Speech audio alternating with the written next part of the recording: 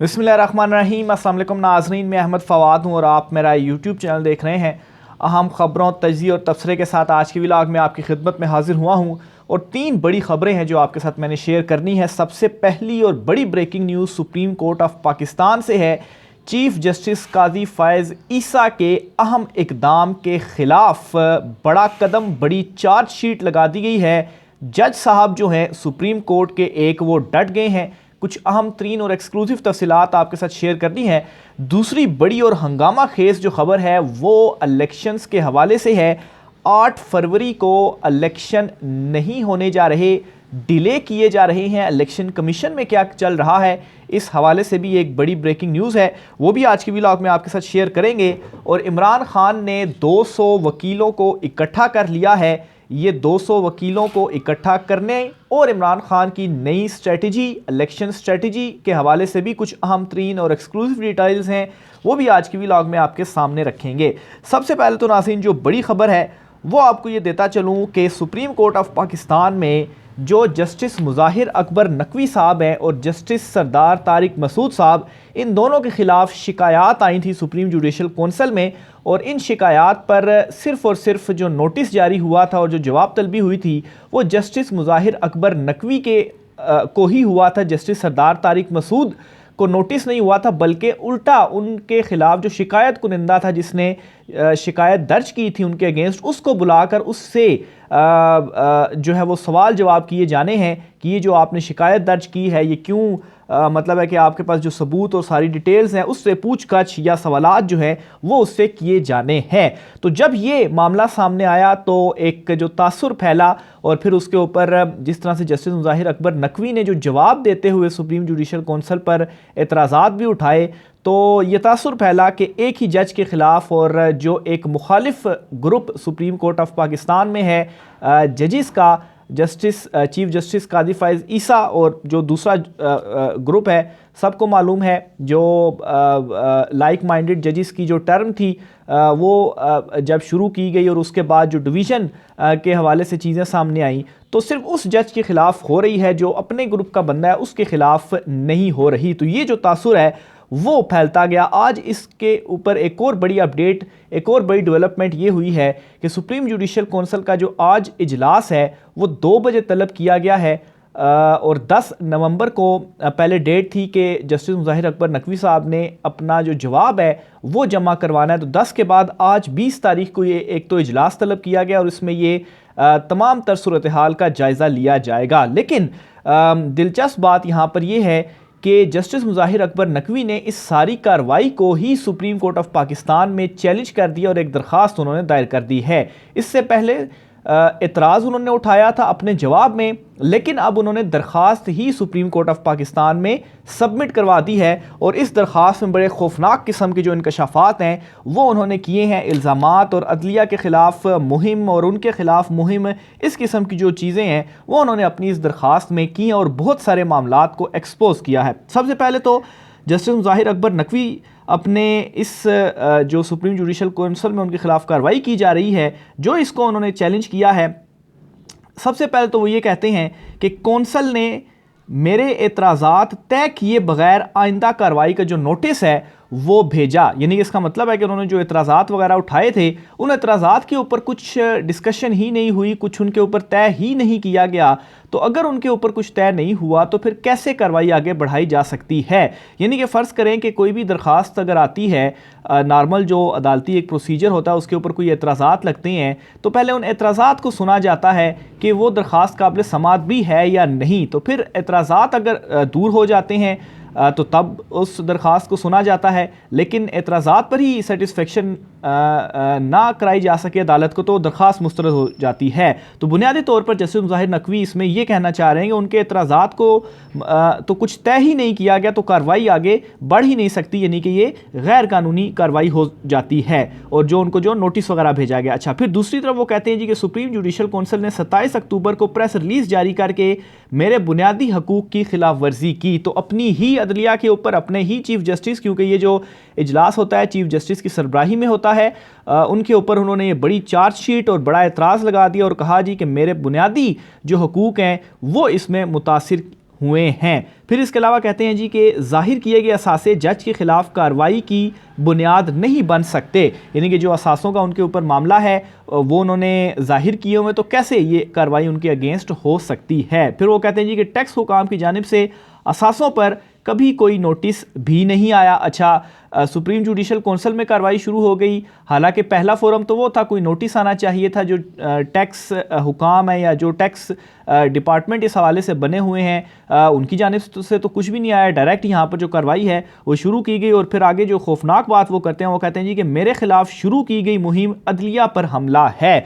तो इस सारी कार्रवाई को वो अपने खिलाफ मुहिम के मुतरादिफ करार दे रहे हैं और ये भी कह रहे हैं कि ये जो मुहिम है उनके खिलाफ ये अदलिया पर भी एक हमला है। इसलिए उन्होंने कहा जी कि सुप्रीम जुडिशल कौंसिल की जो कार्रवाई है उसे ख़त्म किया जाए, ना सिर्फ ख़त्म किया जाए बल्कि आइंदा की कार्रवाई के लिए जो इनको नोटिस मौसूल हुआ है इस नोटिस को भी गैर कानूनी करार दिया जाए। तो ये अहम मामला अब फिर से उठ चुका है सुप्रीम कोर्ट ऑफ पाकिस्तान में। इससे पहले जब चीफ जस्टिस काजी फ़ायज़ ईसा साहब अब चीफ जस्टिस हैं, जब वो जज थे तो उनके हवाले से भी ये मामला सामने आया था। तो अब दोबारा से वही जो हिस्ट्री है वो रिपीट हो रही है। तो सुप्रीम कोर्ट ऑफ पाकिस्तान से जी ये बड़ी खबर थी। दूसरे नंबर पर नाज़रीन एक अलीम खान साहब ने ट्वीट की है और बड़ा इनकी फ्रस्ट्रेशन का आलम क्या है इस ट्वीट में आपके मैं सामने रखूँगा। बेसिकली इन्होंने जो कल इंडिया और ऑस्ट्रेलिया का मैच हुआ है और ऑस्ट्रेलिया उस मैच को जीता है, तो इस ट्वीट पर ये ज़रा गौर से सुनिएगा। और ये कहते हैं जी कि उस्मान बुज़दार नाअहल था और इमरान खान ने उसको लगाया, और अपनी इनकी जो अहलियत है वो ज़रा देखिएगा। अपने ट्वीट में ये कहते हैं जी कि ऑस्ट्रेलिया ने भारत का गरूर खाक में मिला दिया। क्रिकेट वर्ल्ड कप 2023 का छठी बार चैंपियन बनने पर ऑस्ट्रेलिया को मुबारकबाद पेश करता हूं। तो ये ट्वीट है जी, ये अगर आप देख भी रहे होंगे इधर से, अगर शायद रोशनी की वजह से नज़र ना आ रहा हो, तो बहरहाल ये लिस्ट में लिखते हैं जी कि क्रिकेट वर्ल्ड कप 2023 का छठी मरतबा। तो अलीम खान साहब वो 2023 में छठी मरतबा नहीं बने, ओवरऑल उनकी जो हिस्ट्री है वो रही है। तो ये तो इनकी ट्वीट करने की और जो इनकी उर्दू की हालत है। तो बाकी जो उस्मान बुज़दार के ऊपर ये कहते थे कि वो नाअहल है और उसको वज़ीर आला इमरान खान साहब ने क्यों लगा लिया, तो अपने इनके ये मामलात हैं। फिर क्रिकेट से ये और दो बातें मुझे याद आ गई, वो भी आपके साथ मैं शेयर करता हूँ।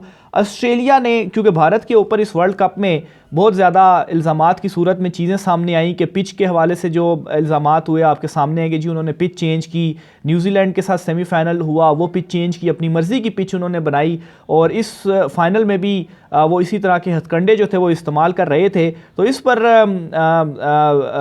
इंडिया की इन तमाम तर चीज़ों के बावजूद जो ऑस्ट्रेलिया था उसने भारत को हराया, ना सिर्फ हराया बल्कि बड़ा बुरे अंदाज में उन्हें हराया। तो उसकी जो सबसे बड़ी एक वजह करार दी जा रही है वो जो कप्तान है ऑस्ट्रेलिया के पैट कमिंस, उन्होंने उस पिच की जो तस्वीरें ली थी सबूत के तौर पर कि पिच को तब्दील ना कर दिया जाए और जो कुछ हो रहा है वर्ल्ड कप में जो चीज़ें सामने आ रही हैं वो यहाँ पर ना हो। तो असल में उस कप्तान ने पहरा दिया था पिच के ऊपर, जिसकी वजह से उसकी टीम को कामयाबी मिली। तो इसी तरीके से 8 फरवरी को भी अगर अवाम पहरा देगी इलेक्शंस के ऊपर, तो जो लाडला है वो फिर एक्सपोज भी होगा और वो फिर हारेगा भी, जैसे भारत जो लाडला है अपने मुल्क में वो बुरे तरीके से हारा ऑस्ट्रेलिया से। इसी तरह से अंपायर्स की भी बात करें तो कल स्टीव स्मिथ का एक आउट उन्होंने दिया, वो नॉट आउट था लेकिन अंपायर ने आउट दे दिया। तो उस पर भी कहा जा रहा है जी कि अंपायर भी आप अगर अपने साथ मिला लें तो उससे भी आपने देखा कि गलत आउट भी दिया अंपायर ने, लेकिन उसके बावजूद भी जो ऑस्ट्रेलिया था वो जीता। तो इसी तरह से जो कुछ इस वक्त किया जा रहा है, इलेक्शंस होने दें,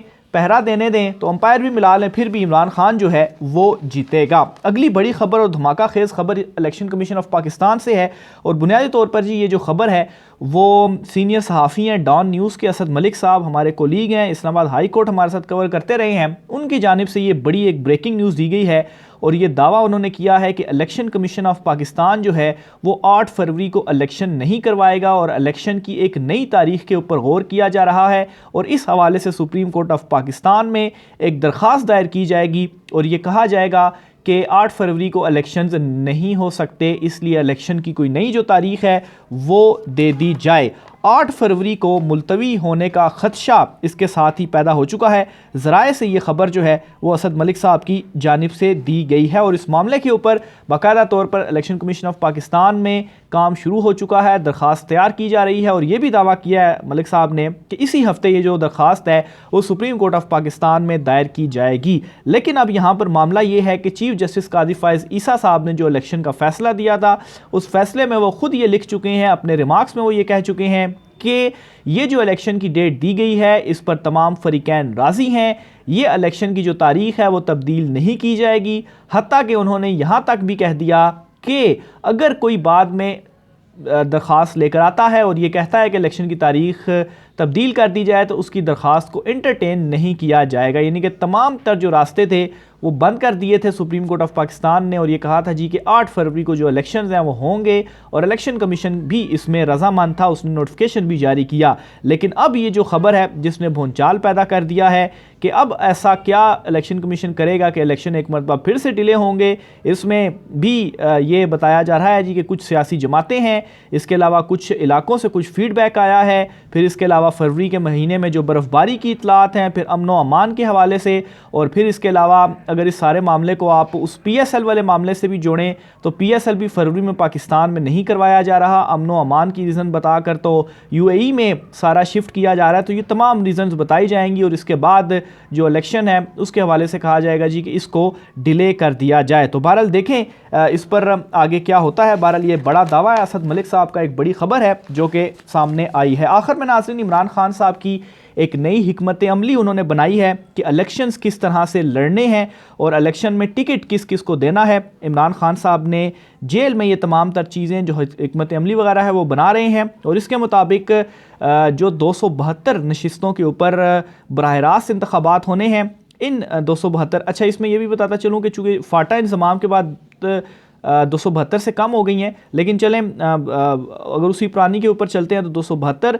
तो बहरहाल असल ख़बर इसमें यह है कि 200 नशिस्तों के ऊपर इमरान खान साहब अपने जो वकला हैं, एक तो उनके अपने जो केसेस लड़ रहे हैं, बाकी वकला और जो नज़रियाती लोग हैं, 200 नशिस्तों के ऊपर इमरान खान साहब इनको इलेक्शन के लिए खड़ा करेंगे, इनको जो टिकट है वो जारी करेंगे। यानी कि इमरान खान साहब ने जेल से ही बैठकर अपनी इलेक्शंस की भी हिकमत अमली तय कर ली। और खान साहब जो कहते थे कि मुखालिफ कप्तान से हमेशा एक स्टेप आगे आपको रहकर सोचना पड़ता है, तो वही इस वक्त इमरान खान साहब कर रहे हैं। एक तरफ तो केसेस और दीगर चीज़ों में खान साहब फंसे हुए हैं, लेकिन दूसरी तरफ एक स्टेप आगे होकर इन चीज़ों के ऊपर इमरान खान साहब हिकमत अमली तय कर रहे हैं और किसी भी केस या चीज़ों की वो परवाह किए बगैर, नफसियाती दबाव और दीगर दबाव कबूल किए बगैर अपनी हिकमत अमली वो बना रहे हैं। यहाँ तक भी हिकमत अमली बना ली गई है कि अगर बैलेट पेपर के ऊपर पाकिस्तान तहरीक इंसाफ या जो बल्ले का निशान है वो नहीं होगा तो उस सूरत में क्या किया जाएगा। उस सूरत में भी